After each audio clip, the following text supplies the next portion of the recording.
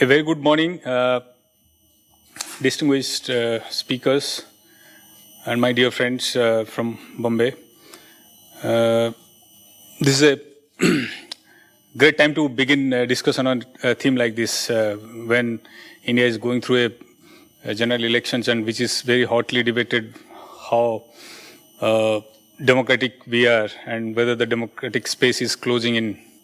And there are a lot of opposite debates also that democratic space is opening up. Rather, it's probably in some way it's probably going through a test kind of which all democracy go through different phases. That routine kind of test whether democracy can really sustain. So, in that context, this actually theme very well resonates, and I'll just take 1 or 2 minutes just to elaborate what is the kind of key idea or purpose behind having a theme like this, because anybody in Europe or America is familiar with this theme. Democracy promotion is like an industry in America and Europe, and they have fund thousands of countries like USAID and DFID routinely funds thousands of NGOs in different parts of the world, providing support training to democracy activists, peace activists, human rights activists, and it's quite a sort of popular theme. But over here in India, we hardly debate something on this. So, idea is basically to explore being the largest democracy in the world with a sort of 900 million electorate. That is more than the population of United States, Canada, and half of the European Union. If you look at in the history there is no such experimentation in democracy. So we should be proud of that. But while we are proud of that, and we really take credit of a lot of things that we have done, are we actually making enough efforts to at least take the claim that, we are also, as a successful democracy, we are also doing a lot in terms of, providing support to our neighbors who are also transiting to democracy. Going even far of, Africa, India is doing a lot in terms of supporting electioneering, which Dr. Qureshi will actually elaborate some of those components. India is also been doing a lot in the United Nations Democracy Fund, which was created in the mid-2000s. India was one of the, among the two main contributors. United States and US both contributed this thing. So in a sense, what is happening is that we are constantly fighting a kind of battle between, that while we have a great democracy, we have done a lot, starting with mass poverty and mass illiteracy in the 50s, and providing universal suffrage. In the international fora, we hardly actually take make any kind of claim. So we have been a sort of reluctant that can actually provide those supports in a more guided, in a more sort of systematic approach. Because so far, I think Ambassador Nilam Deo would bring that, even Dhruv Jaishankar also can bring in those areas, that we don't have an official policy on democracy promotion, whether it's in the foreign ministry or even any kind of our external engagement. We provide all kind of support to different countries when they need or they demand or they request, but we don't have. So is it not time to institutionalize that?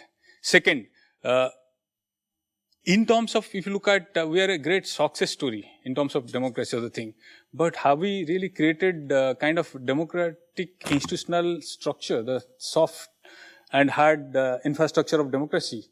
Can anyone actually name that we have a single chair in democracy in this country? 1.4 billion populations, we are the largest democracy, but we still don't have a single democracy chair in this country. Hundreds of our public universities do not have a dedicated center on democracy, studying democracy. We have so much of experiences, best practices in this country and in South Asia in many parts. Do we really document that? Second thing is about issues of what you called creating a kind of new institutional architectures. Like we have thousands of NGOs are doing a lot of things. Entire RTI, movement were shaped by NGOs. And they have done a lot actually on grassroots, democracy promotion, whether it's decentralization, people's movement in terms of Panchayat Raj, building of, those critical institutions. Do we have institutions, that actually can really say to the world that, come and look at what we have actually done and look at our best practices. These have been documented. Do we really sell them? Do we really actually project them in Africa, in far off, even Latin America? We don't. So I'm saying time has come to debate some of this issue. Let's not even, a lot of people will say our democracy has a lot of challenges. Internally, we are facing also a lot of problems. Our human rights records are not so, rosy. That's true. But so also many other democracies, even the advanced democracy like in America or Europe, they also have similar problems. They too also engage with, dictatorship or even regimes like Saudi Arabia and other. Yeah. But still then they do a lot actually in terms of, what achievement they have made in terms of democracy, they go and tell to the world. So I'm saying on some of this issue, we want to debate. And this debate is non-ideological, free, frank. We don't have any hidden agenda. We just want to begin this from our regional capitals. All these years, we have been actually doing debate on some of these issues only in Delhi. So for the first time, we thought we'll move out from Delhi. We start in our regional capital and then have a bigger one in Delhi, where we draw actually our regional experts and, people who speak on those issues there. So we had last week one in Kolkata, and this is the second one. We plan to have the third one in Chennai, June 1st, and then one in Bangalore. We'll also move to even smaller cities like Bhopal, Bhubaneswar, Patna, and other cities on this theme. So we have tried to actually get a kind of mixed panel in which a lot of people who have handled India's democracy support assistance in different capacities. For instance, the foremost institution is the Election Commission. All these years, if you have seen in Namibia, Egypt, Tunisia, in many countries you look at in conducting elections, India's Election Commission is the #1 agency and most sought after. In fact, EVM and these things for training and everything is actually provided by India to many countries, including Bangladesh recently.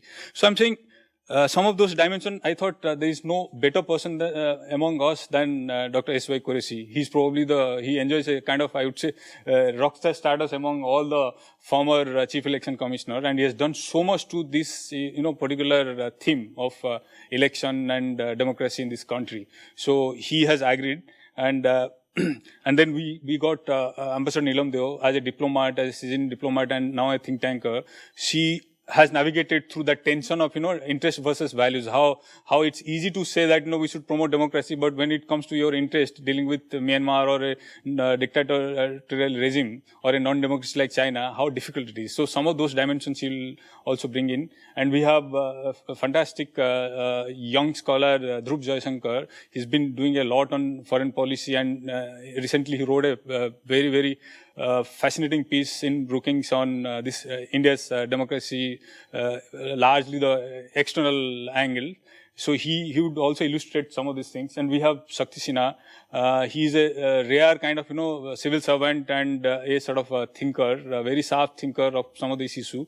And some of his work on Afghanistan about India's support in terms of conflict in Afghanistan are all there in the public domain. You can find many of his articles in both newspaper and scholarly articles. And then the last speaker is Salesh Gandhi. Of course, he doesn't require any introduction in this country. He has done so much for this information revolution as part of information, probably fast non-bureaucrat who hold that institutions, and he has done so much. So we'll also learn from his, sort of sharp observation on the internal challenges of our democracy and where India needs to do more, while linking it with the external support. So before I start, let me introduce our keynote speaker, Dr. S.Y. Qureshi. Although he is widely known, I would say that he has probably a rare distinction, as a sort of Chief Election Commissioner to also win that Indian Express list of 100 most powerful Indians. And India Today also carried him as 100 most powerful in 2012. And then he's been associated with multiple international organizations. Now he's one of the board members of the International IDEA, that is the UN's apex agency in promoting democracy and electoral practices in the world.